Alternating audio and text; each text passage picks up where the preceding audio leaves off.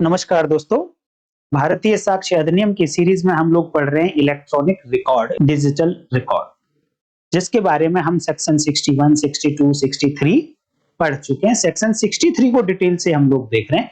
तो आज बारी है कि वो सर्टिफिकेट जिसके बारे में काफी शोर लीगल फेटर्निटी में रहता है कि किस तरीके से वो सर्टिफिकेट होना चाहिए, कौन उस सर्टिफिकेट को देगा, उस सर्टिफिकेट में क्या लिखा जाना चाहिए, क्या उस सर्टिफिकेट में जो दो पार्ट बताए गए, part A and part B, क्या दोनों भरे जाएंगे या कोई एक भरा जा सकता है। इस तरीके की बातें जो उठती हैं, जिनके क्वेश्चंस आप लोग जब ढूंढने जाते हैं तो नहीं मिलते, बट दोस्तों आज की वीडियो में ऐसे सारे क्वेश्चंस के जवाब आपको मिलेंगे। तो दोस्तों मैं संजीव सिकरवार आज आपको लेकर चलता हूं सेक्शन 63 भारतीय साक्ष्य अधिनियम और उसकी सब सेक्शन 4। अभी देखिए, पहले मैं आपको ये सब सेक्शन 4 पढ़ाना चाहूंगा, उसके बाद आपको सर्टिफिकेट पर ले चलूंगा। और सर्टिफिकेट दिया गया है, शेड्यूल दी गई है भारतीय साक्ष्य अधिनियम के लास्ट में। वहां पर केवल और केवल एक सर्टिफिकेट ही है, जो ये वाला सर्टिफिकेट है। उसका फॉर्मेट दिया गया, उसका प्रारूप बताया गया कि वो कैसा होगा। वहां पर जब आप पढ़ेंगे, उस सर्टिफिकेट के ऊपर सेक्शन लिखी गई है दोस्तों। आप उस सेक्शन को जरा ध्यान से पढ़ना कि उसमें लिखा क्या गया है। सर्टिफिकेट अंडर विच सेक्शन, तो वहां लिखा गया है certificate under section 63 sub section 4 and उसकी क्लॉज सी। तो क्या वो certificate clause A and clause B का नहीं है? अगर ऐसा लिखा जाता कि certificate under section 63 sub section 4 of भारतीय साक्ष्य अधिनियम, तो माना जाता कि वो तीनों की तीनों क्लॉज के लिए सर्टिफिकेट है। लेकिन उस सर्टिफिकेट पर लिखा गया है sub section 4 clause C. It means कि वो certificate clause A and clause B के लिए नहीं है। तो क्या सब सेक्शन 4 ऐसी ही बात कहती है कि वो जो सर्टिफिकेट दिया जाना है वो केवल और केवल क्लॉज सी के लिए दिया जाना है, ए एंड बी के लिए सर्टिफिकेट नहीं दिया जाना? तो देखिए दोस्तों क्या कहती है सेक्शन सब सेक्शन 4। लिखा है सबसेक्शन 4 में, हिंदी और इंग्लिश दोनों में बात करेंगे दोस्तों। पीडीएफ हिंदी में नहीं मिली तो इसलिए मैं इंग्लिश में ही दिखानी पड़ रही है। इसमें लिखा है in any proceeding where it is desired to give a statement in evidence by virtue of this section। भैया इस पूरे जो एक फ्रेज है, इसको थोड़ा सा ध्यान से हमें समझना। पहली बात तो किसी भी प्रोसीडिंग की बात हो रही है, चाहे सिविल है चाहे क्रिमिनल है। तो यहां पर देखिए दूसरी बात यह है, where it is desire to give a statement in evidence. यहां पर एक स्टेटमेंट है, एक कथन है, जिसे साक्ष्य के रूप में दिए जाने की इच्छा है एक पार्टी की, किसी भी प्रोसीडिंग में। लेकिन वो स्टेटमेंट साक्ष्य के रूप में कैसे दिया जा रहा है? By virtue of this section. This section means by virtue of section 63 भारतीय साक्ष्य अधिनियम। और यहां पर कौन सा एविडेंस जाएगा? डीम्ड डॉक्यूमेंट, ओरिजिनल नहीं है। ओरिजिनल जाएगा तो कहां जाएगा? सेक्शन 61 ने बताया कि ओरिजिनल इलेक्ट्रॉनिक रिकॉर्ड अगर आपके पास आ रहा है तो आप ये कहकर इनएडमिसिबल नहीं करेंगे उसको कि सेक्शन 63 भारतीय साक्ष्य अधिनियम के प्रोविजन को फॉलो करके लेके आइए। नहीं, अगर इलेक्ट्रॉनिक रिकॉर्ड इन ओरिजिनल आ रहा है, प्राइमरी एविडेंस में आ रहा है, तो सेक्शन 61 कहती है कि उसकी एडमिसिबिलिटी पर क्वेश्चन नहीं उठाया जाएगा, उसको डिनाई नहीं किया जाएगा। इस बात को लेकर कि सेक्शन 63 फॉलो नहीं की गई है। तो यहां पर केवल और केवल डीम्ड डॉक्यूमेंट की बात है सेक्शन 63 में। तो अब जो एविडेंस में जो स्टेटमेंट जा रहा है वो डीम्ड डॉक्यूमेंट है। तो क्या कहा? A certificate doing any of the following things shall be submitted along with the electronic record at each instance where it is being submitted for admission। भैया इस लाइन का मतलब यह है कि जैसे ही ऐसी एविडेंस कोई देना चाहता है पार्टी, तो उसको एक सर्टिफिकेट देना पड़ेगा इस इलेक्ट्रॉनिक रिकॉर्ड के साथ, इस डीम्ड डॉक्यूमेंट के साथ एक सर्टिफिकेट देना पड़ेगा। और सर्टिफिकेट क्या दे रहा होगा, ध्यान से सुनना, certificate doing any of the following things, any of the following things. तो अब देखिए यहां पर बड़ी इंपॉर्टेंट बात आने वाली है, थोड़ा सा आप अटेंशन इधर कर लीजिए कि ये कहा जा रहा है कि एक सर्टिफिकेट देना होगा उस इलेक्ट्रॉनिक रिकॉर्ड के साथ, डीम्ड डॉक्यूमेंट के साथ एक सर्टिफिकेट देना होगा। अब सर्टिफिकेट क्या कहता है, क्या उसमें लिखा जाना चाहिए, इसके बारे में देखिए यहां पर क्या वर्ड्स लिखे हैं। तो उन्होंने लिखा है a certificate doing any of the following things shall be submitted along with the electronic records। अब वो जो इलेक्ट्रॉनिक रिकॉर्ड दिया जा रहा है बाय वर्च्यू ऑफ सेक्शन 63 भारतीय साक्ष्य अधिनियम, उसके साथ एक सर्टिफिकेट होना चाहिए निम्नलिखित में से किसी भी बात को पूरा करते हुए, निम्नलिखित में से किसी भी बात को पूरा करते हुए। दोबारा से पढ़ लूं, a certificate doing any of the following things. तो जब आप शेड्यूल में सर्टिफिकेट पढ़ते हैं तो उस पर लिखा है section 63 sub section 4 and clause सी। लेकिन भैया ये लैंग्वेज जब आप पढ़ रहे हैं तो सर्टिफिकेट तो क्लॉज ए का भी दिया जा सकता है तब भी काम चल जाएगा, सर्टिफिकेट तो क्लॉज बी का भी दिया जा सकता है तब भी काम चल जाएगा, और सर्टिफिकेट अकेले सी क्लॉज का दे दिया तब भी काम चल जाए। पहले मैं सी पढ़ाऊंगा, देखिए क्या कहता है।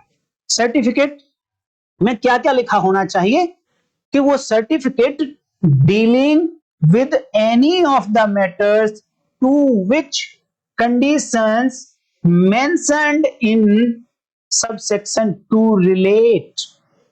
इसका अर्थ है कि ऐसे विषयों में से किसी भी विषय पर कार्यवाही करना जो विषय, जो कंडीशंस, जो विषय उपधारा 2 में लिखी हुई कंडीशंस में लिखे हैं, लेकिन उनमें से किसी पर भी, देखना एनी ऑफ द मैटर्स, उनमें से किसी पर भी, अर्थात जहां पर 4 क्लॉजेस लिखी हैं, 4 कंडीशंस लिखी हैं, अगर 4 में से किसी भी एक कंडीशन को पूरा करते हुए अगर सर्टिफिकेट दे दिया तो क्या आपको नहीं लगता कि इस सबसेक्शन 4 की कंप्लायंस हो जाएगी?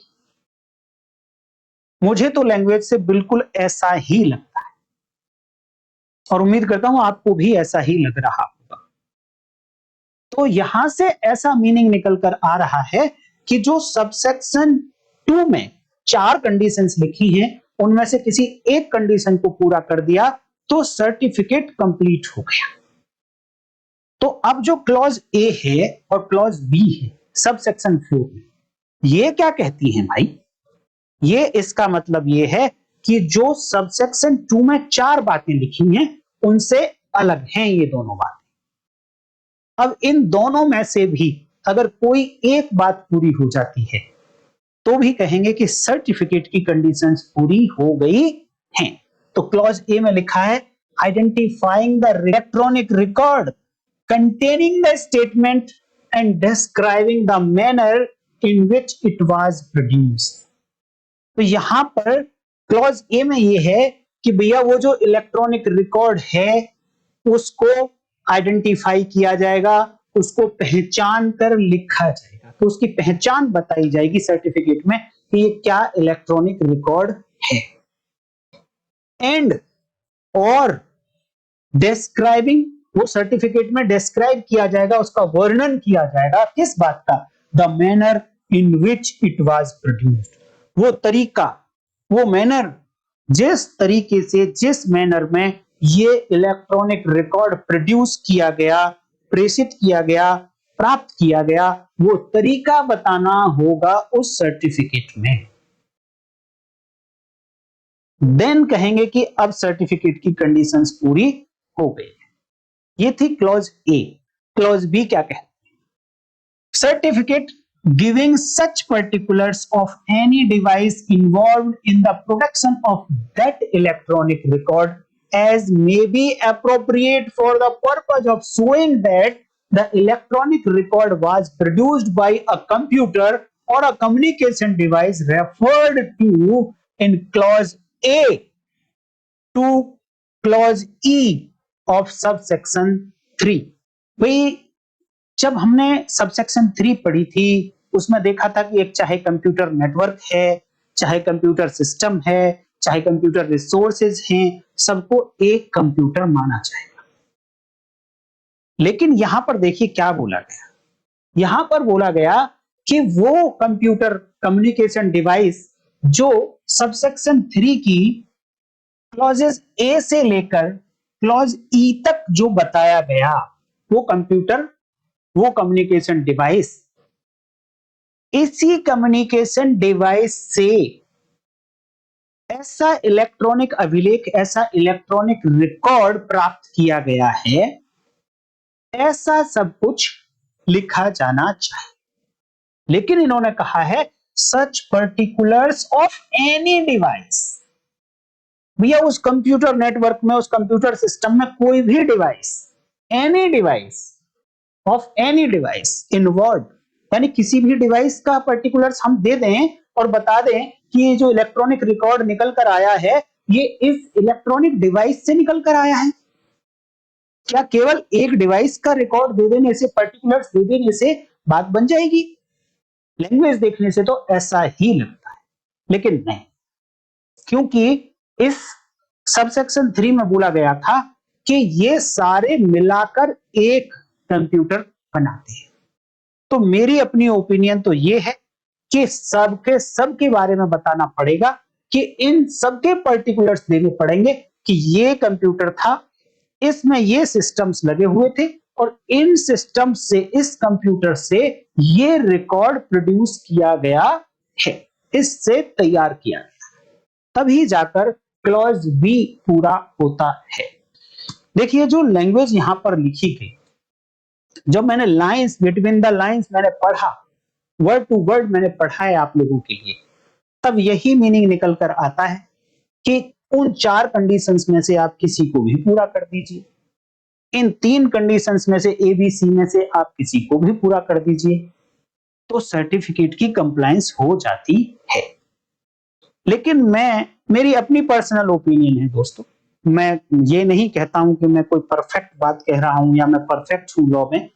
लॉ डायनेमिक है, लॉ की इंटरप्रिटेशन बहुत सारी आ सकती हैं और हो सकता है कोई और इंटरप्रिटेशन भी आए, हो सकता है कि जो बिल्कुल वर्ड बाय वर्ड जैसा मैं बता रहा हूं यहां पर वही बात ठीक हो, बट मेरा ऐसा मानना है, अपनी ओपिनियन है कि नहीं, ऐसा नहीं होना चाहिए कि जो एक कंप्यूटर नेटवर्क है, मान लो 5 कंप्यूटर्स का नेटवर्क है, उनमें से किसी एक कंप्यूटर पर इंफॉर्मेशन क्रिएट हुई, दूसरे कंप्यूटर से इंफॉर्मेशन आउटपुट लिया गया, कंप्यूटर आउटपुट निकाला गया, तो अब दोनों कंप्यूटर्स के बारे में पर्टिकुलर्स देने होंगे और बताना होगा कि दोनों ही कंप्यूटर प्रॉपरली वर्क कर रहे थे, ये कंप्यूटर नेटवर्क प्रॉपरली वर्क कर रहा था, और उस पीरियड में जब जिस पीरियड में ये कंप्यूटर आउटपुट लिया गया उस पीरियड में ये रेगुलर यूज में था, प्रॉपरली ऑपरेटिंग था, और जो पर्सन इसको यूज कर रहा था, जिसके कंट्रोल में इसका यूज था, उसी पर्सन ने इसमें इंफॉर्मेशन डाली थी या इंफॉर्मेशन स्टोर की थी या इंफॉर्मेशन को प्रोसेस किया था। जब तक इतना नहीं बताया जाएगा तो देखिए इलेक्ट्रॉनिक रिकॉर्ड को टेम्परिंग करना बहुत आसान है, और जब तक आप इलेक्ट्रॉनिक रिकॉर्ड की ऑथेंटिसिटी को प्रूव नहीं कर देते हैं कि ये जो इलेक्ट्रॉनिक रिकॉर्ड कोर्ट के सामने आ रहा है ये ऐसे ही था ओरिजिनल में जैसा कोर्ट के सामने जा रहा है, तब तक उसके ऊपर रिलायबिलिटी नहीं बन सकती, उसकी विश्वसनीयता नहीं बन सकती। तो मेरा मानना है कि ऑथेंटिसिटी को कंफर्म करने के लिए जितने भी सिस्टम्स लगे हैं सभी के बारे में बताना चाहिए, अगर वो एक दूसरे से कनेक्टेड है, अगर एक दूसरे की फंक्शनिंग को अफेक्ट कर सकते हैं, इस तरीके से कनेक्टेड, तो फिर बताना ही चाहिए कि सारे के सारे सिस्टम प्रॉपरली वर्क कर रहे थे। वाईफाई से अगर कुछ इंफॉर्मेशन आ रही है, कोई अपलोड की जा रही है वीडियो, तो क्या वाईफाई भी प्रॉपर वर्क कर रहा था? तो मेरा ये मानना है कि सारी बातों को प्रूव करना चाहिए, तभी ऑथेंटिसिटी उसकी सही मानी चाहिए। हालांकि लेजिस्लेचर की लैंग्वेज ऐसी है, तो मैं उसमें कुछ ज्यादा कह नहीं सकता। अब देखिए कि सबसेक्शन 4 में जो सर्टिफिकेट की बात होती है, उसमें दो पार्ट।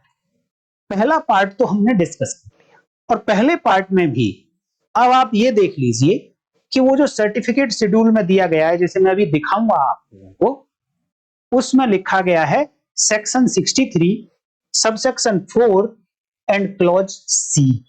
तो क्या केवल और केवल क्लॉज सी में ही सर्टिफिकेट देना होगा? क्लॉज ए या क्लॉज बी में सर्टिफिकेट नहीं दिया जा सकता? या फिर ये कहें कि यहां पर भी सर्टिफिकेट तो दिया जा सकता है, बट ऐसे सर्टिफिकेट का फॉर्मेट शेड्यूल में नहीं है। अब फॉर्मेट अपनी मर्जी से जो भी कोर्ट उसको ऑथराइज कर दे, कोर्ट परमिट कर दे कि हाँ ये सर्टिफिकेट ठीक है, आप ए और बी का वो सर्टिफिकेट दे दीजिए। अभी ये इंटरप्रिटेशंस अभी फ्यूचर में आ सकती है, बट आपका माइंड क्लियर होना चाहिए कि वहां लैंग्वेज क्या लिखी है। तो मैं ये बता रहा था कि सबसेक्शन 4 में दो पार्ट है। पहले पार्ट को हमने देख लिया क्लॉज सी तक। अब जो सेकंड पार्ट है वो एंड से शुरू होता है। सेकंड पार्ट शुरू कहां से होगा, पढ़ेंगे कहां से? सर्टिफिकेट से। अ सर्टिफिकेट, फर्स्ट पार्ट तो ये हो गया doing this and this and this. अब सेकंड पार्ट कहता है a certificate purporting to be signed by a person in charge of the computer or communication device or the management of the relevant activities, whichever is appropriate, and an expert shall be evidence of any matter stated in the certificate. And for the purposes of this subsection, it shall be sufficient for a matter to be stated to the best of the knowledge and belief of the person stating it in the certificate specified in the schedule. दूसरा part ये कहता है कि उस certificate को sign कौन करेगा। अब साइन करने में देखिए दो बातें यूज हो रही हैं। एक तो यहां पर एंड यूज हुआ, तो इट मींस ये सर्टिफिकेट इसके साथ, इन क्लॉजेज के साथ में साइन भी होगा। साइन कौन करेगा? एक ऐसा पर्सन जो उस कंप्यूटर का या उस कम्युनिकेशन डिवाइस का इंचार्ज था, या वो पर्सन जो रेलेवेंट एक्टिविटी का मैनेजमेंट कर रहा था। दोनों में से जो भी एप्रोप्रिएट हो, जो ठीक लगे दोनों में से, कंट्रोल किसका है या मैनेजमेंट किसका है, दोनों में से ठीक कौन होगा, वो व्यक्ति साइन कर सकता है। एंड एक्सपर्ट, तो देखिए यहां पर तो और लिखा गया है और यहां पर एंड लिखा गया है। यहां पर और का मतलब है कि वो पर्सन इंचार्ज जिस कंप्यूटर के ऊपर या कम्युनिकेशन डिवाइस के ऊपर जो इंचार्ज है व्यक्ति, या तो वो साइन कर दे या मैनेजमेंट रखता है उस रेलेवेंट एक्टिविटी का, उन दोनों में से कोई साइन कर दे। एंड एन एक्सपर्ट, और एक एक्सपर्ट साइन करे। इतने साइन होंगे तभी क्या कहा जाएगा, shall be evidence of any matter stated in the certificate। तभी जाकर इस सर्टिफिकेट में जो भी विषय लिखा गया है उस विषय की एविडेंस होगी। वो सर्टिफिकेट, जितने विषय सर्टिफिकेट में लिखे जाएंगे उतने ही विषय का एविडेंस होगी, वो इलेक्ट्रॉनिक रिकॉर्ड जिसके साथ ही सर्टिफिकेट लगाया जा रहा है। एंड, फिर again and, for the purposes of this subsection, और इस सबसेक्शन 4 के पर्पज के लिए, 4 के उद्देश्य से ये अपने आप में पर्याप्त होगा। It shall be sufficient for a matter to be stated, कि ये लिख देना to the best of knowledge and belief of the person stating in the certificate. जो व्यक्ति इस सर्टिफिकेट में लिख रहा है वो ये लिखेगा साथ में कि यहां पर जो इंफॉर्मेशन दी जा रही है वो मेरी नॉलेज के अकॉर्डिंग, मेरे ज्ञान के अनुसार या मेरे बिलीफ और विश्वास के अनुसार ये लेटर्स ठीक हैं। तो अब एक और क्वेश्चन यहां पर आ जाता है कि क्या ये एंड एन एक्सपर्ट लिखा है साइन के टाइम पर, तो क्या वो व्यक्ति जो इंचार्ज है कंप्यूटर या कम्युनिकेशन का, या वो जो मैनेजमेंट कर रहा है रेलेवेंट एक्टिविटी का, दोनों में से किसी ने साइन किए, एंड और साथ में एक्सपर्ट ने, विशेषज्ञ ने साइन किए, तभी वो सर्टिफिकेट माना जाएगा। तो मेरा ऐसा मानना है दोस्तों, देखिए एंड लगा है तो यहां दो बातें हो सकती है कि एक तो या तो इन दोनों में से कोई कर दे या एक्सपर्ट कर दे। अगर यहां पर और लगा दिया जाता, ओ आर और, तो क्या मीनिंग निकलता? तो मीनिंग निकलता कि चाहे तो ये कंप्यूटर वाला, चाहे तो ये पर्सन जो इंचार्ज है इस कंप्यूटर का, कम्युनिकेशन डिवाइस का, वो कर दे, या फिर जो रेलेवेंट एक्टिविटी मैनेज कर रहा है वो कर दे, या फिर वो एक्सपर्ट कर दे। तीनों में से कोई भी एक कर देगा तो मानेंगे कि ये सर्टिफिकेट पर साइन जो हुए हैं वो प्रॉपर हुए। अगर यहां पर और होता, लेकिन यहां पर एंड है, तो इसका मीनिंग अब आपको ये निकालना चाहिए कि ये कर दें, ये दो लोग कर दें, या फिर एक्सपर्ट कर दें। क्यों? क्योंकि जब ये डिवाइस, जिसमें पेन ड्राइव सपोज, जब ये एक्सपर्ट के पास जाएगा, जब एक्सपर्ट इसको चेक करेगा, वो एक्सपर्ट के कंट्रोल में कभी नहीं रहा है ये डिवाइस। जब उस पीरियड में कंट्रोल, कब? उस पीरियड का जिस पीरियड में इंफॉर्मेशन फीड की जा रही, उस पीरियड में एक्सपर्ट कंट्रोल में नहीं था, एक्सपर्ट का कंट्रोल नहीं था। तो यहां पर या तो ये व्यक्ति तो करेगा ही करेगा, देखिए ये पर्सन जो इंचार्ज है या रेलेवेंट एक्टिविटी का मैनेजमेंट कर रहा है, इन दोनों में से एक तो करेगा ही करेगा। और अगर रिकॉर्ड, अगर वो deem document, electronic record expert के पास भी जाता है, देन एक्सपर्ट भी करेगा। मान लो एक्सपर्ट के पास भेजा ही नहीं, इन माय ओपिनियन, कि जहां पर सर्टिफिकेट के part A and part B दिए गए हैं, वो ऐसा नहीं है कि दोनों ही भरे जाएंगे तभी सर्टिफिकेट कंप्लीट होगा, नहीं। एक अगर भर दिया गया है, जिस पर्सन का कंट्रोल था उसने भर दिया है, जो मैनेजर था उसने भर दिया है, तो भी पार्ट ए कंप्लीट हो गया है, तो भी माना जाएगा कि वो सर्टिफिकेट की कंप्लायंस हो गई। और अगर यहां कहीं एक्सपर्ट इन्वॉल्व हुआ है, अगर एक्सपर्ट इन्वॉल्व हुआ है, तो ए पार्ट के साथ साथ पार्ट बी भी भरा जाएगा। तो जरूरी नहीं है कि दोनों ही भरे हुए होने चाहिए। अब मैं आपको दिखाता हूं शेड्यूल में जो सर्टिफिकेट दिया गया है वो क्या है।